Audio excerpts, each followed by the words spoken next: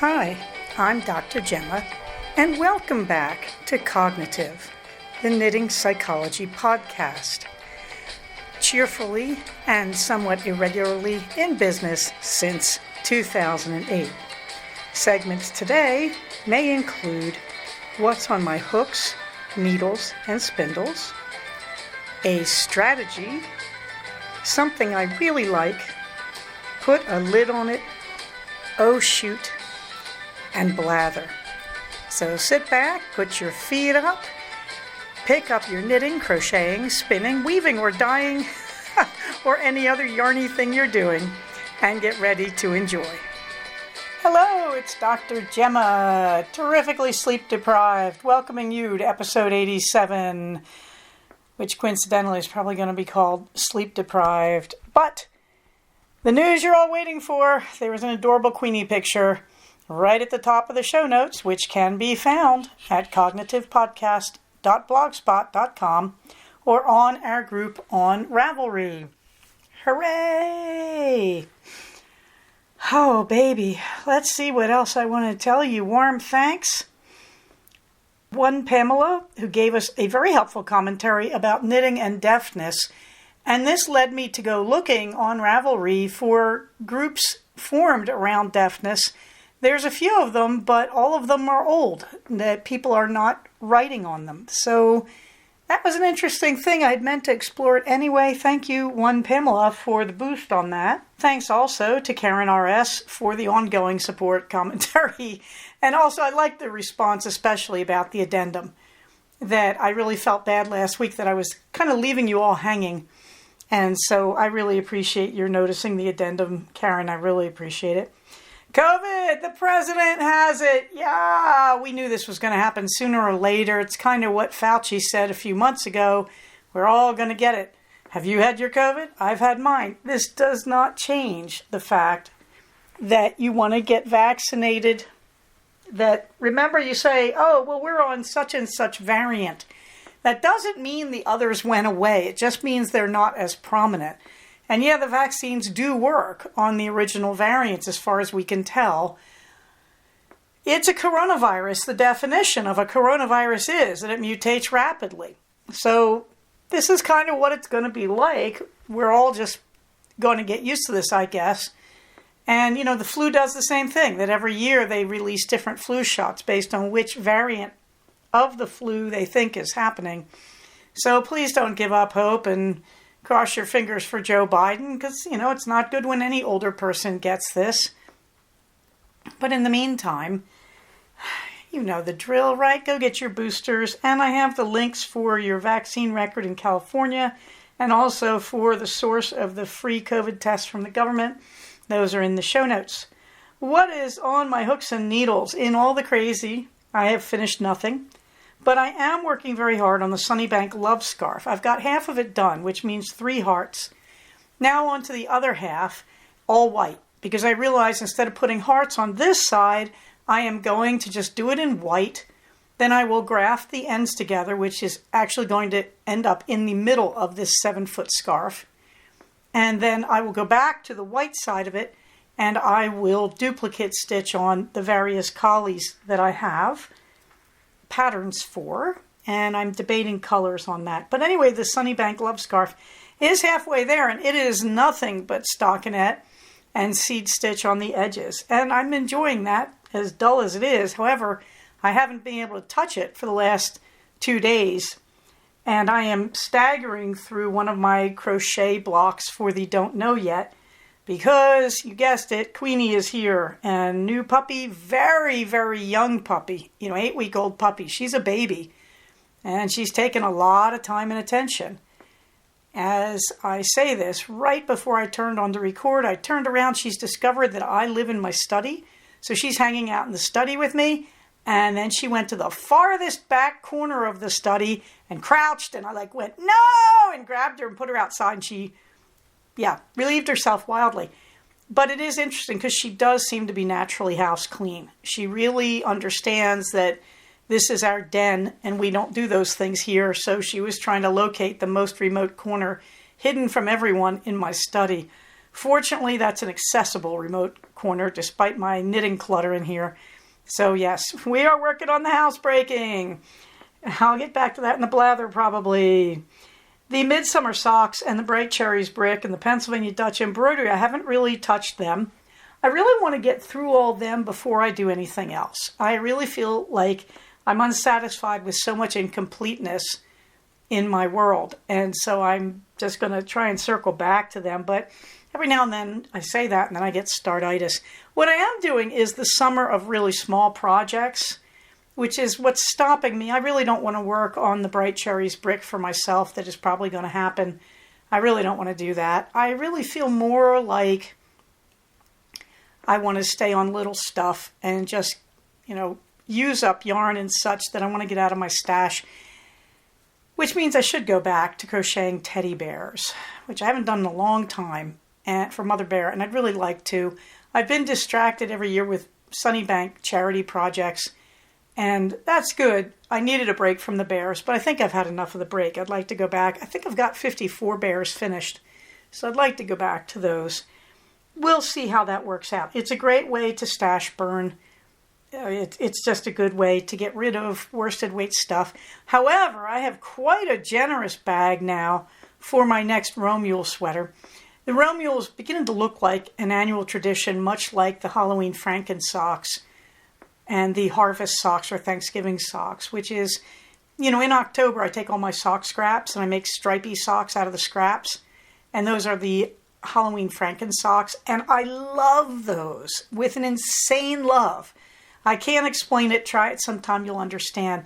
I know there are millions of you out there using your sock scraps to make beautiful little double decrease squares for a sock blanket. No, I don't want to do that. Why? Because I have a lot of other crocheted blankets in the works. And one of them is the Don't Know Yet, but I also have at least one other of scraps that I had old yarn I made into granny squares and then left. And thought I was going to assemble them one of these days when one of my colleagues got pregnant. Well, I'm now in a practice where my colleagues are not very social and not getting pregnant.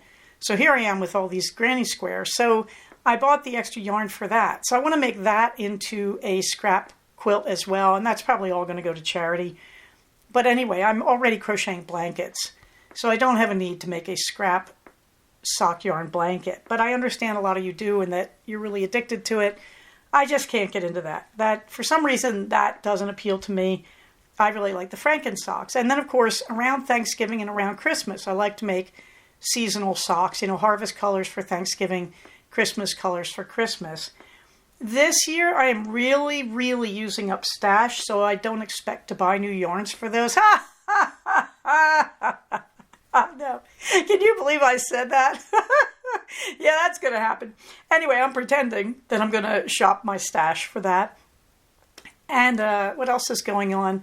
Oh, yes. And then Romule is, of course, I can't remember if it's Norwegian. I think it's the Norwegian word for the time between Christmas and New Year's where everybody just kicks back. And so I'm going to do my Romule sweater again this year, which is using up the scraps from the sweaters I made this year. So you say, that's a lot of work, Gems. What are you going to do for sweaters and such? Probably when the weather cools down, I will rip back the Bright Cherries Brick, and that will probably be my next sweater because I just want to get that stuff out of my stash now. I also am looking at making an owl post sweater in some beautiful Plomo colorway from Rios. Plomo is gray shot through with lights of pink and white. The owl post sweater is simply a braid across the chest going side to side. So you knit that, that cabling side to side. And then you pick up the top and make the top of the sweater, pick up the bottom, make the bottom of the sweater. So I'm thinking of doing an owl post. Then you've got some cute little intarsia work at the bottom that says owl post, which may or may not happen. However, it's a beautiful pattern out of one of the Harry Potter knitting books, and I bought the Plomo for it. I think I'd just like to do that, like to have slightly fancy stuff on my sweater. I am hesitating because every time I look at the finished objects for that on Ravelry, they don't look that good. There seems to be a serious need to block this like a pro. I am pretty good at blocking, though. We'll see how that happens. At any rate, those are the projects coming up. And you notice I'm no longer knitting a pair of socks per month because I have a lot of socks. And I'm really happy. And I know when sock season starts, I'll immediately kill 3 pairs because that's my tradition. I pull out 3 of the older pairs, I wear them, and they just drop dead on me unexpectedly. So that's the project timeline, I think. I really do recommend the heart scarf. And you can look in the show notes to see the pattern to get it from my Ravelry page. Yeah, it is a paid pattern from Noro, but I really recommend it because it's a great way to use up scraps in an interesting way.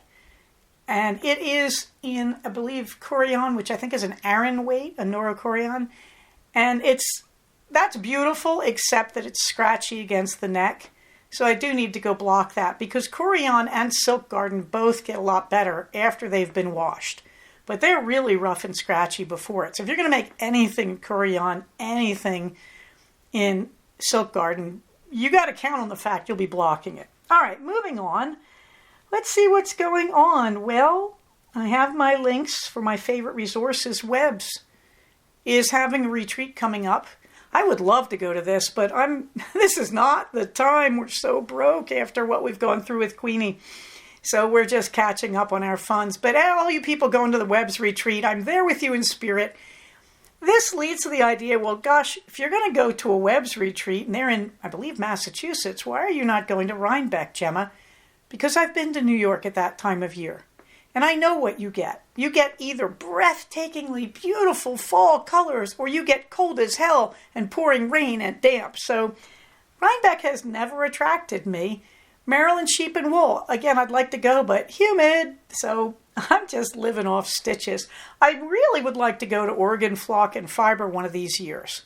That's the one here that really is appealing to me, that the weather is tolerable, blah, blah, blah, blah, blah. So everybody cross your fingers.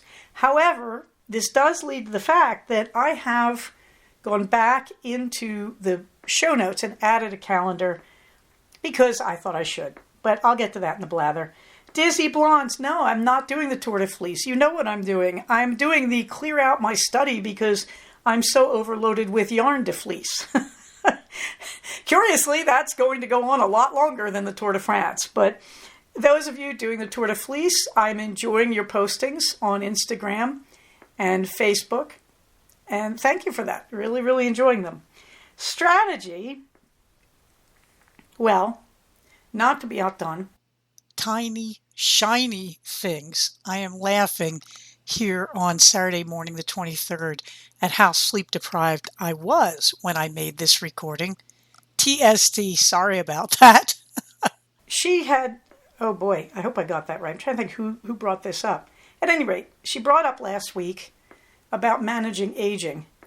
And this week, she also brought up, well, what about chronic pain? Yes, chronic pain.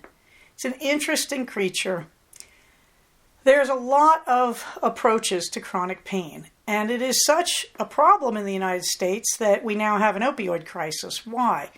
Well, you can manage pain medically through chemical change, or you can manage it behaviorally, or you can use some combination of the two.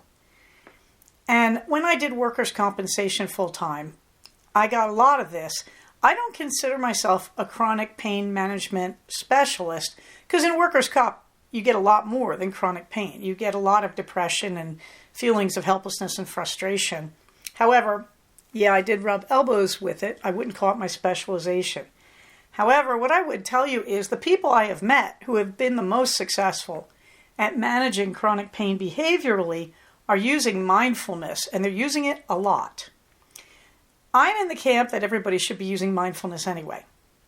I think that it's a skill that you need, particularly as you age. When it comes to chronic pain, especially so. And mindfulness has been studied in a kind of sketchy way with chronic pain. We believe it works. We believe that's validated. But it's very, very hard to prescribe a certain amount because mindfulness is not a quantifiable thing, really. So you have to take some of this with a grain of salt. If you are taking medication for chronic pain, believe me, I am not criticizing you. All right, I am simply a behavioral specialist. That's what I talk about best. The other thing I would tell you is some of the best medication for chronic pain is a low-level antidepressant. Because when you're in pain all the time, that drags down at your mood. And when you're continually in that situation, you're going to have biochemical change. So an SSRI like Prozac, Paxil, Lexapro, those are good things. So do not underestimate the value of a low-level antidepressant like an SSRI. I'm tired. I didn't sleep last night. New puppy. Just saying. Okay, so that's your game plan, that you can go to a backup of a very safe mental health mood medication. And you shouldn't play that down. That can be very, very important. What will an selective serotonin reuptake inhibitor? Oh, I am tired. What will an SSRI do for you? Well, here's what it won't do. Give you nasty side effects, poison you, kill you, destroy your liver. We know they're safe. What will it do? Really, when you feel like the sky is falling, an SSRI simply makes you feel more like you can act in productive ways. So if you're saying, well, mindfulness doesn't work for me, you probably should look at an SSRI, because mindfulness does work for you. It's well validated. I've met dozens of patients with severe chronic pain who manage it with mindfulness. So there's no question in my mind that if you work at this, mindfulness will help you. However, if you are unable to work at it, you need to look at managing that as well. Now, working at it through mindfulness. Well, what I would tell you is that in my world, it's a combination of self-hypnosis and meditation. Why? Meditation, from a purely Western standpoint. Okay, so I'm not talking Buddhism here. Meditation trains you to recognize that you are in control of your thinking. It's just that simple. If I sit for 10 minutes a day, 5 minutes a day, 2 minutes a day, I don't even care. But we've studied 10 minutes twice a day. That's where the research is based. If I sit for 10 minutes a day, I set a timer outside myself, I sit down, and all I do is work on focusing on one thought. Maybe a mantra. Maybe I'm staring at a candle flame. Maybe I'm listening to repetitive chanting. Okay, I just focus one of my senses on something that is very monotonous. And I do that for 10 minutes. And anytime I get a thought, I push it aside. What am I actually doing? Oh my gosh, I'm learning so many things. First thing, I'm learning that I'm in charge of my thoughts. My thoughts are not me. My thoughts are a part of me. So if I am unhappy, that doesn't mean that defines me. It just means I'm having a passing thought that is about unhappiness. So I sit and I just push it away. I begin to realize I am bigger than my thoughts. The classic illustration comes right out of Buddhism. If I kill myself, my thoughts die with me. But if I take some kind of medication that stops my thoughts, like morphine or whatever, I'm still here. So obviously my thoughts are not me. They are only a part of me, and they can be turned off and on. You can do it chemically, which we don't recommend because it's toxic for the body in many cases, if not all. So we don't recommend that. We recommend learning to do it with your own internal thought process. Okay, so meditation, the bare level, is I can control my thoughts. You can see where that's going to go in chronic pain. Oh no, this pain will never end, blah, blah, blah. You can stop that thought. Because the pain will certainly never end if you're saying that to yourself. But if the pain can end or can end temporarily, that's going to happen because you're stopping your thoughts. So that's the first thing you get from meditation, is you just develop a habit of controlling your thoughts and believing that you can. The other thing you get from meditation, there's a whole bunch of other things, to be honest, but I think one of the simple things is for 10 minutes I can do anything. So when you're meditating, and you're only meditating for 10 minutes, and you suddenly realize, oh no, I think I left the oven on. So what? For 10 minutes, your oven can stay on. That you begin to realize not everything has to be acted on impulsively, that you can stop and postpone things. You can say that's okay for a few minutes. Now, you turn around and the puppy is about to relieve itself on your rug. Okay, yeah, I'm going to stop meditating and put the puppy outside, because housebreaking the puppy is going to be, important. Or you realize you're smelling burning, you should stop meditating and go figure out what that is. Okay, but for the most part, when you meditate, you do learn everything is not a crisis. This is really important when you're in a crisis state. If you've just lost a loved one and you can't calm down, or you have a new baby and you're always excited and wound up because you're so responsive to the baby, this is how you learn. I can calm down. I can learn what is going to be a crisis, what is not going to be a crisis. Now, I'm just going to say At this point, footnote, if you have a baby and you're worrying about your baby while you're meditating, stop meditating. Go check your baby. Safety is always first, guys, and with a baby especially. But I'm just saying, you are going to realize meditation teaches you might be able to postpone temporarily. Safety first, just saying, disclaimer. Okay, so meditation. The other thing is, I believe any meditation is good, and this is also clinically validated. It's been shown that even 1 minute is better than no minutes. And that's important. It lowers blood pressure. It calms your heart rate. It's very good stuff on a biological level. It regenerates telomeres in your DNA, which seems to extend life. Okay, so you really going to get a lot out of meditation. The other thing is, always remember, different amounts of meditation may well give you different things. If I meditate for 1 minute, I feel like I've had a brief nap. If I meditate for 2 minutes, I've had an hour nap. Somewhere after 3 minutes, I start to get silence. So yeah, that's right. I can meditate and feel like I've had a nap, and I still don't get silence and focus in my head. It's the process. It's not a goal. It's a process. So after 3 minutes, I actually do tend to get silence. I experience that as falling asleep. Am I asleep? No. I don't fall over. My body doesn't move. What's happened is I've really hit silence. And I can't really tell silence apart from sleep, to be honest. Have I fallen asleep while meditating? Many years ago. Back in the 90s when I was first learning, I was so sleep deprived as a college professor, I would wake up stretched out on the floor. So I would have just fallen over while meditating and gone to sleep. These days I don't do it, but if I hit silence, it often feels like I have been asleep. After 5 minutes, somewhere after that, I start getting answers to questions I didn't know I was asking. I'll remember, hey, you need to do such and such that I might have forgotten to add to my could-do list. I get all sorts of information after 5 minutes when I meditate.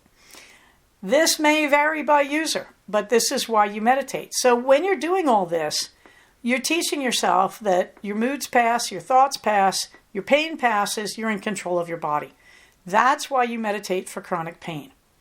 Every person I've ever met as a clinician who has told me they manage their chronic pain is meditating. And they will tell it to you right up front. This is not a theory. This is not a question mark. This is very well established. But it takes work and practice. And it's not exactly the hardest work to sit still and meditate. You know, hard work digging ditches. That's my scale. But some people will say, well, I just can't do it. My mind won't slow down. Yeah, that's right. It takes practice. You really don't tend to get it the first time around. All right, so that's one prong of behavioral change that addresses chronic pain. The other thing is self-hypnosis. Self-hypnosis, go to a seasoned hypnotherapist or hypnosis clinician. It can be someone like me, a psychologist. There are people who practice nothing but hypnosis. I couldn't do that for a living. I'd be too bored because it is kind of tedious sometimes when you are leading the trance for the patient. But go to somebody like that and have them work with you would be my first recommendation. Get the feeling with somebody in the room to coach you.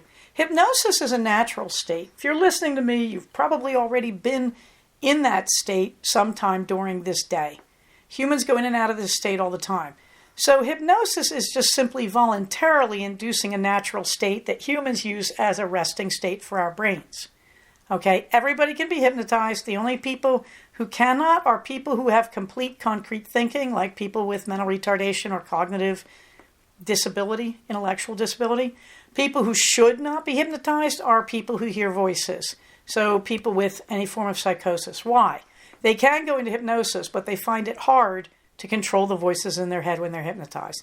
All the rest of us hypnotize. I can't tell you how many times I've watched a patient who said, well, I can't be hypnotized. And just while we're in session, they go in and out of trance. And you watch it happening and you point it out to them. No, that didn't happen. It's like you were showing every sign of it. So it's okay. If you think you can't be hypnotized, don't worry about it. It is a self-fulfilling prophecy. If you say I can't be hypnotized, well, you won't allow it to happen. Hypnosis is a state of permission. You have to allow your body to do it. You allow your brain to do it. So, it's up to you. It's in your control. Somebody who's hypnotizing you really isn't. All they're doing is they're leading you through the process of self-hypnosis. And a good hypnotherapist will tell you that and will make sure they lead you through a process that you can replicate at home. That's really easy, guys. If you want to be hypnotized, stare at a wall. Just stare at a mark on a wall till your eyes get heavy. Let your eyes close. and just tell yourself you're relaxing. There you go. You're probably going to go into trance. Will you go deeply into trance? No, that's what I'd say. Let the professional teach you. If there's enough interest, I can do it with you on the podcast. If there's enough interest, we'll see what we get. Why do you do self-hypnosis? Because in hypnosis, you can then act to manage your pain. You can visualize your pain, put it in a box, a really heavy box, lock up the box, put chains on the box, and you can launch it into space in a hypnotic state. Really works. Another way I do it with people is I have them see a pain meter, like a meter on the wall that's measuring their pain. It goes 0 to 10. I ask them what level it is set at, and then I invite them to reset it at a lower level, not a hugely lower level. We don't invite them to turn it off the first time, because if they're at all skeptical, you're setting yourself up for a problem there. But over time, you'll get patients who do opt to set the pain meter to 0, and they'll report they have no pain. How do they maintain that? Post-hypnotic suggestion. Will it wear off? Sure it will. It's based on who the individual is. That's why you teach them to self-hypnotize. They can go in anytime they want and reset the meter. Those are the behavioral approaches to chronic pain. If you have chronic pain, I strongly urge you to investigate them with hypnosis, hypnotherapy. Also, biofeedback is a good way to do it. Biofeedback is really doing pretty much the same thing, except the meter is not in your head. The meter is in the room with you, and you look at it as you set it back. So that's chronic pain, kids. What are we talking about in terms of ACT therapy, since I'm really on this ACT kit? We're talking about you're living in the present. You realize you are in this situation, so it's kind of a radical acceptance.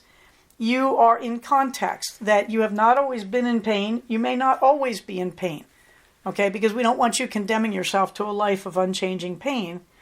And so you're experiencing acceptance. This is my situation, and you're going to take committed action to work on it. And that's how that fits into the ACT hexagon, in case you're wondering. Okay, fluffy books. Well, I'm still not touching Introduction to American Deaf Culture. I'm almost finished it, but I really haven't had a chance in the last week of crazy. I did watch the end of Ms. Marvel on Disney+. Again, I really like it. I like it for so many reasons. I like it for the cultural representation.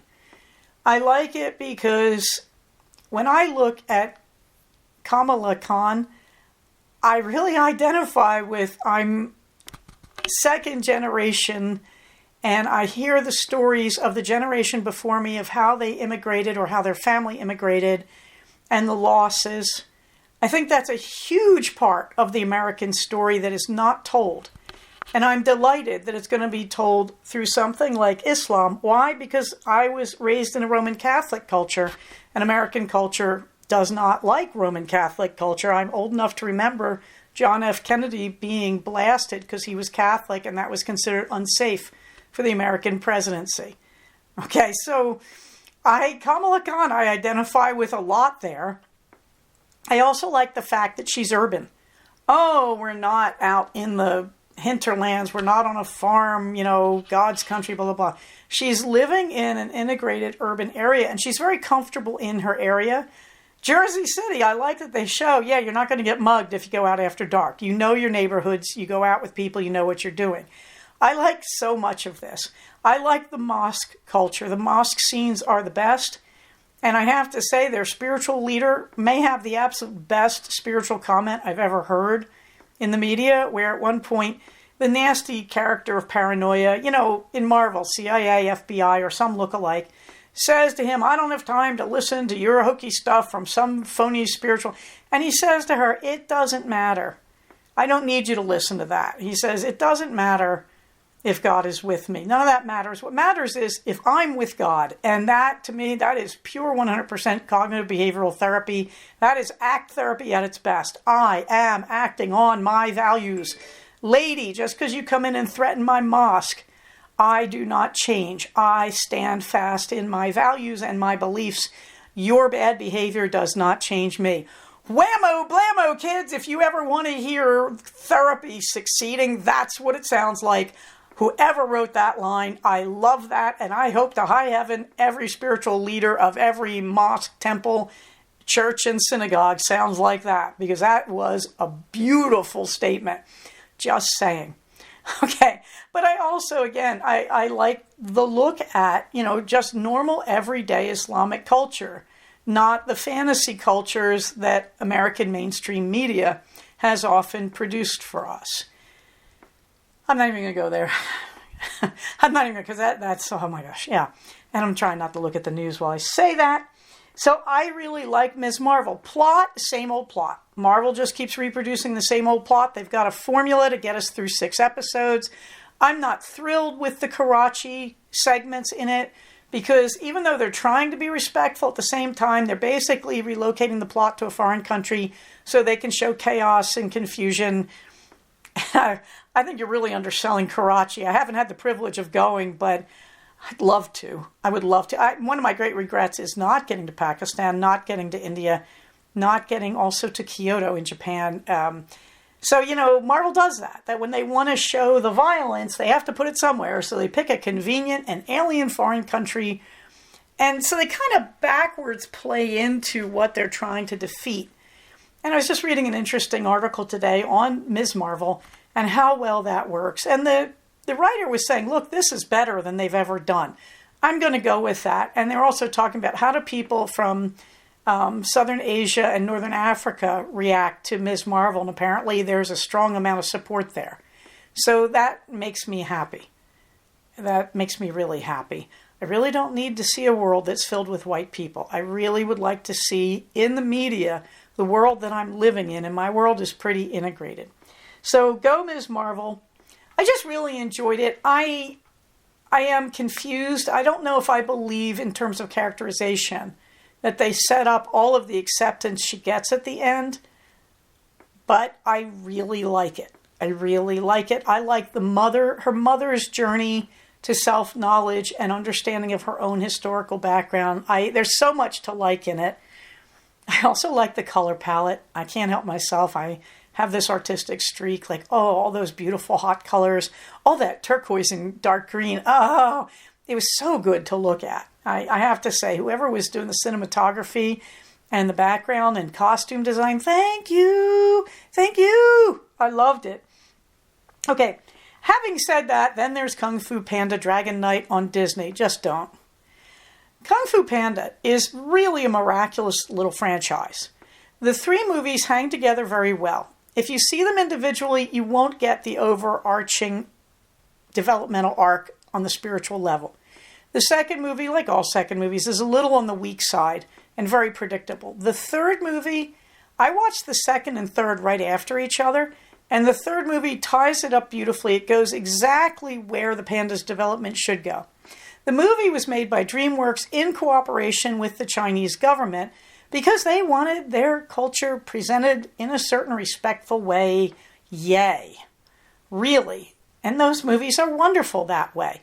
They use a lot of traditional symbolism out of, I can't tell you enough about Chinese culture, but out of some part of Chinese culture. I'm not going to pretend I know Chinese culture well. I got a lot of this from my husband, who does. Speaks Mandarin and I think speaks Cantonese. Can we? And I think he speaks 2 of the dialects. Anyway, I have to tell you, it's just beautiful. It's respectful. It is deeply Buddhist in its philosophy. It's simply wonderful. Those 3 Kung Fu Panda movies, they are very worth the watching. However, then they did the thing Disney does. They said, let's make it into a weekly cartoon and we'll make money off it. We did not need a British knight, but an English knight really, to show up in China. We did not need to see the Emperor of China. The idea that the Emperor of China tells Po, you have lost your Dragon Master title, is simply idiotic. It is not a political title. The movies are very clear that it is a spiritual title that he has earned by mastering the use of Qi. So in the cartoon series, in Dragon Knight, what you get to see is Po acting like he never met Oogway or Sifu or any of the others. And you lose the Furious Five. I mean, everything that's to love in the movie, gone. Poe's spiritual development, pretty much gone. It's just kind of stupid and irritating. It's a picaresque. You're just traveling, it's a buddy movie. They started off by playing British medieval knighthood, our 21st century concept, not the real thing, against the spiritual path of Kung Fu.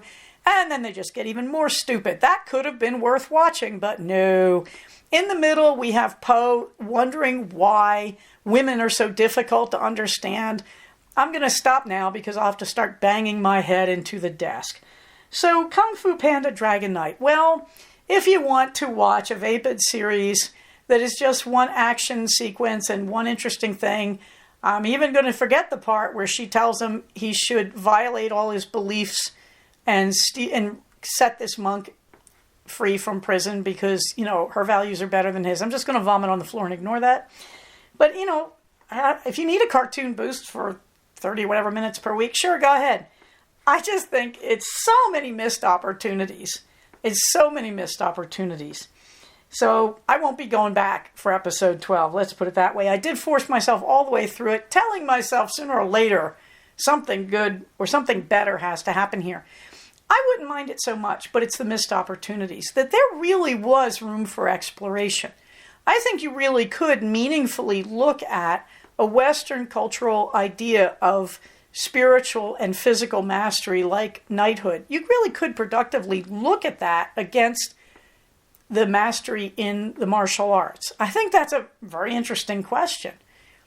Oh, if only they'd done it. If only it hadn't deteriorated into some kind of weird road movie with an unstable female character who's emotionally out of control. And, okay, moving right along. Something I really like, birch and cider on Etsy. It's true, when I was in Mammoth, I fell for it. There is a fad for getting these little pseudo-leather tags and attaching them to the hats you make. And you can have special things written on the tag, like the maker's name or whatever. This came out of years ago, not that many years ago. I can't think which chain store it was. Put out this hat that went viral. Everybody loved this hat. And there is a knitted version of it that I've made. And one of the things on the hat was this little faux leather tag with the name of the store on it. Okay, so I had ignored this trend even though I knew it was out there until I went to Mammoth and I found this little series of tags they were selling in Sierra Cottons and Woolens. Sierra Cottons and Wools, I'll say it right yet. And one said Sierra Made. I forget what the other one said, but I put them on the hats I made and I was happy. So I ordered some from Birch and Cider. They will print just about anything reasonable on the tag. They will print it on two sides, so when you fold it in half, you get a message on each side. Of course, the smart thing there is that means you put two messages on your hat, and you can make whichever one face out that you think is relevant, and the other one can just be hidden inside the hat. It also keeps the brim of your watch cap folded, but you could put these on all sorts of things. I plan to put one on the Sunnybank blanket. These things are outrageously inexpensive. They come with their rivets that you can screw in. Really, really nice. Mine, I put a little llama icon, and underneath it, it says JM me facet. That is Latin for JM made me. So I'm pretty happy about that. So something I really like, birch and cider. There are a lot of people on Etsy making these. I went through a lot of these. I liked birch and cider. I like their images, and I like the product I got from them. But you can find a lot of these on Etsy, and heaven knows where else. So let's get on to the blather. Wow, it's been eventful. Now, I know what y'all want to know about the pup date. Queenie is with us. Queenie arrived yesterday morning. The final leg of this whole thing was, you may remember, I came home after a week of trying to get to Kansas. No, Dorothy, I am not in Kansas, and I never got there.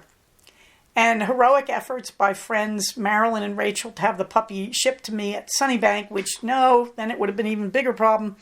Why, here she comes. Hello. Hello. Did you have a nap? She's looking at me with those big, wonderful collie eyes. Oh, I have missed you. And she has her chew toy. And she's just lying quietly on my floor because she's a good girl. She's very overwhelmed. She's a really young dog. She's only 8 weeks. Well, she's 9 weeks.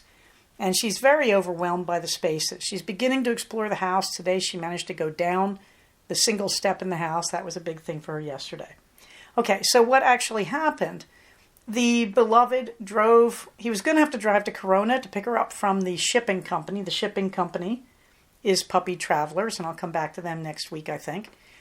But anyway, we called them and it was agreed that they were going to gas up in Barstow, which is a lot easier for us to get to than Corona. Oh, thank goodness we did this. They got very delayed. We were supposed to get her at 7 o'clock at night. She arrived at 11 p.m. We just got the True Love a hotel room, a suite actually, that was dog friendly. And he spent the night in Barstow with Queenie. And she's beautiful, and she's here, and she's been wandering around, and we're working on the housebreaking, and she's only on the wood floors right now. She did come into my study on the carpet and make an effort, but we saved that.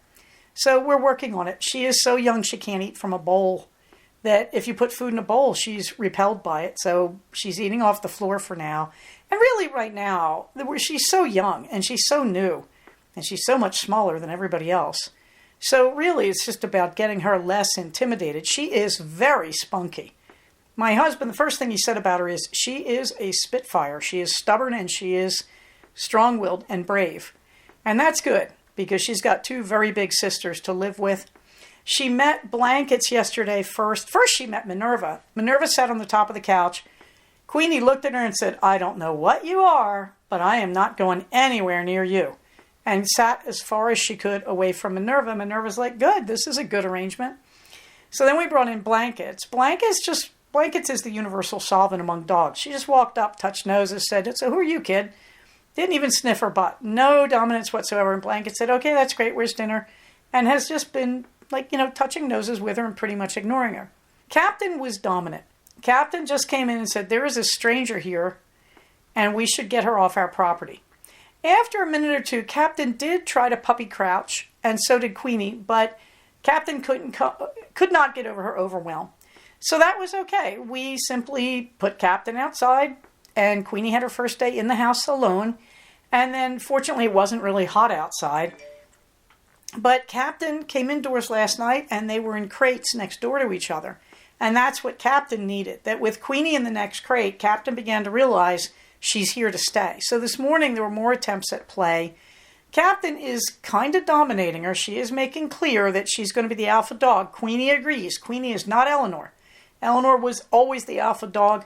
Queenie is like, listen, you want to be the alpha dog? That's great with me. She's doing appropriate submission gestures. She's very well dog socialized. The breeder, Amy Cook of Cook's Collies, did a great job on that. So, it's awkward, but we're getting along. And Captain showed her the water trough outside and showed her how to play in it, which was very funny. Captain's jumping in the water trough going, you could do this. Queenie's going, are you kidding? It's as tall as I am, but she can drink from it. So that is the pup date. Queenie is here. We are so relieved. Last night, no sleep, yapping and whining all night in her crate. Did not seem to bother Captain at all. My poor husband and I, we could hear it in the far back reaches of the house. But it's just something you have to go through, that she has to adjust to the idea that this is where she sleeps. And we are there. We were calling to her. I got up every 2 hours and walked her, took her outside and walked her.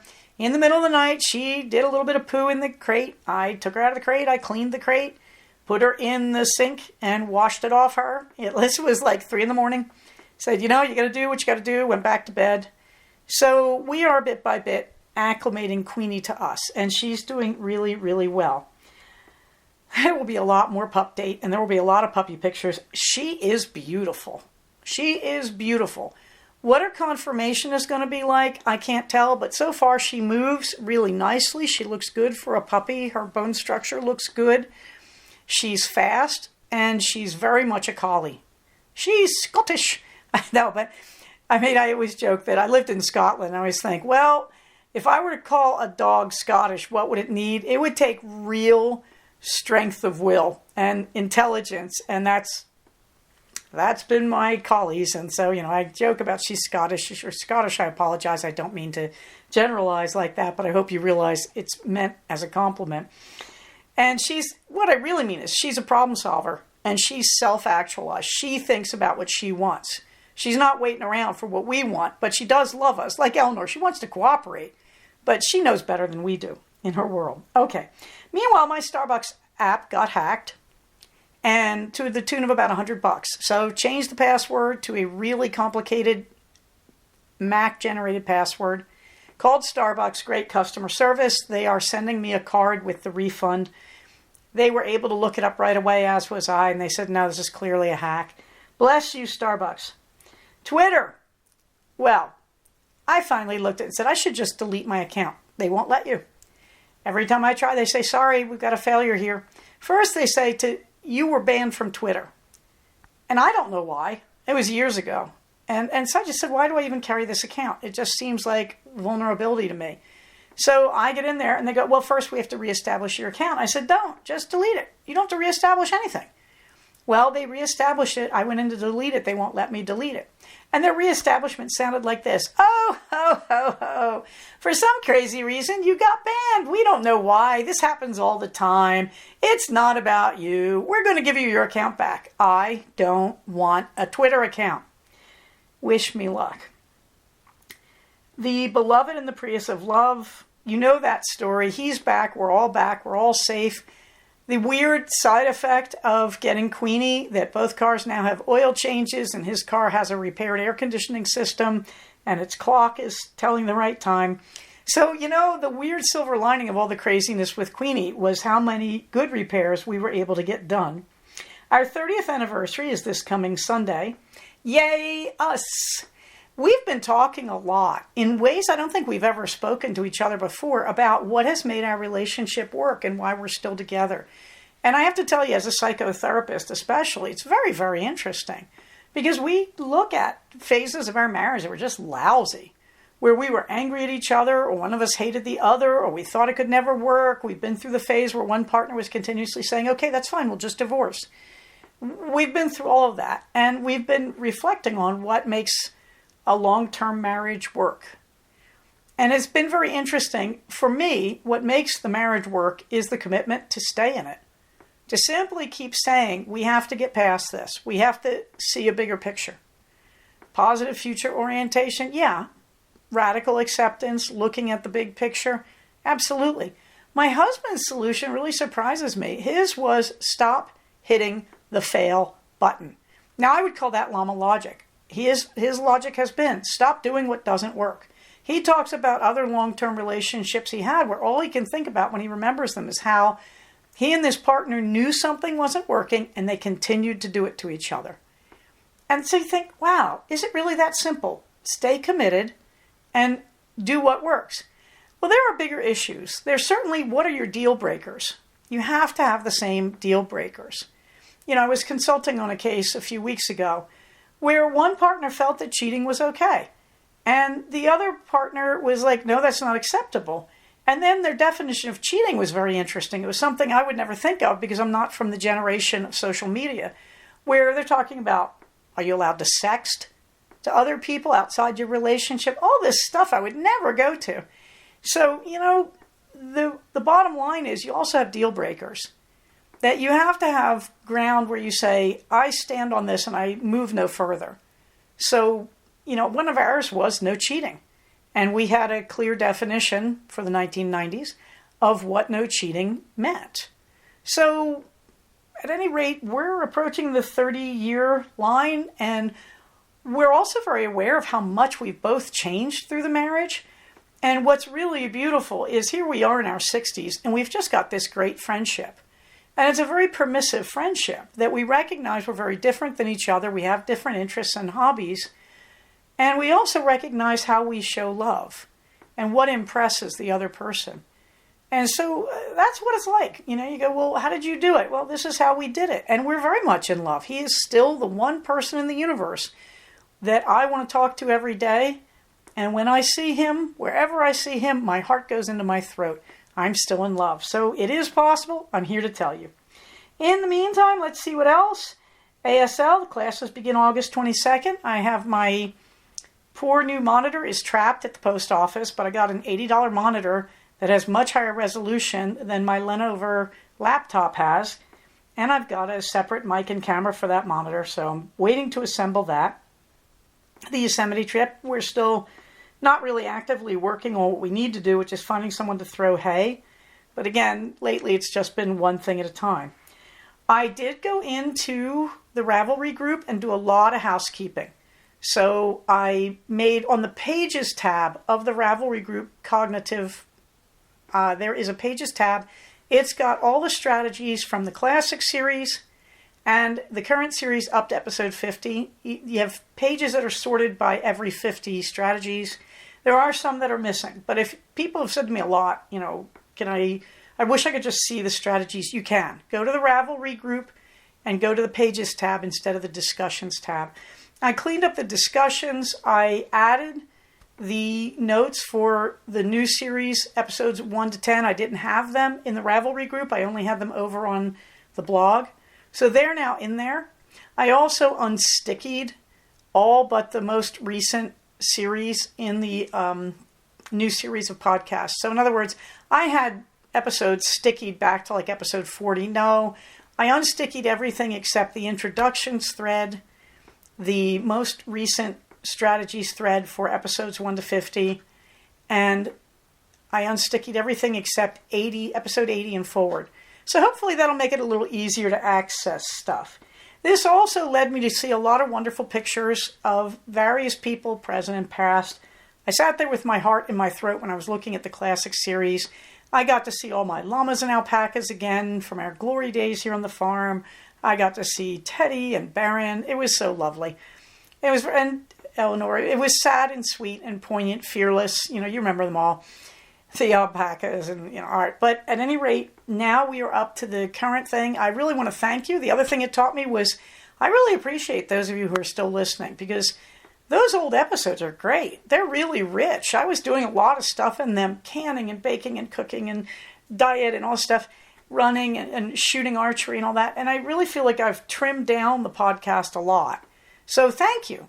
The ones of you who are sticking with me, I really, really appreciate that. Okay, one of the things it taught me was I should put a calendar in my show notes. So there's a calendar for what we're doing. And the only one most of you will interact with is Stitches SoCal on November 11th to 13th. I have a hotel room, I think, for Sunday night there. So I can drive down Sunday morning. I may change that to Saturday night and spend the night so I can be at the market that day. I might have it for Saturday night. I need to go look. But I will be there on Sunday. That's what I'm trying to tell you. And I'm really looking forward to it. I'm going on Sunday because I do not want to get caught up into the Stitches world, because I'll buy too much yarn. I really want to stop doing that. Minerva gets the last word. Respect the blades. I don't know who this artist is, but they do these cartoons of aliens on Earth experiencing Earth. And the way they talk about Earth things. And the episode is about this little aliens being introduced to a cat for the first time by two adult aliens. And the title of it is Respect the Blades. And they're talking about the cat's claws. But that's what Minerva would tell you now that we have a new puppy in the house. It would be Respect the Blades. Also, I couldn't resist. Somebody posted Van Gogh's Starry Night with a superimposed starry image from the new astral telescope that just started sending back images this week. I couldn't resist it. So really, Van Gogh Art, that's the site's name that posted this. They're getting the last word, but Minerva gets the last word anyway, since I'm the one talking. Respect the blades. In the meantime, all right, kids, President of the United States has COVID. Cross your fingers, say a prayer, and all that. But more important than that, if ever there is a warning, then no matter how careful you are, this can happen. I have this feeling we're going to be masking up again, kids. Wear your masks as appropriate. Wash your hands. Keep social distance. Get your vaccine and your boosters. In the meantime, everybody, stay safe, take care of each other, and I'll talk to you soon. Bye-bye. So we have come to the end of another episode of Cognitive. Please do not use this podcast to diagnose yourself. If you think you are having a mental health problem, please contact a licensed mental health professional. Show notes for these episodes can be found at cognitivepodcast, all one word, .blogspot.com. Episodes can be found at iTunes under the name Cognitive Podcast, but also can be found posted next to the show notes on the Blogspot page. Thank you so much for listening. Everybody, stay safe, take care of each other, and I'll talk to you soon. Bye-bye.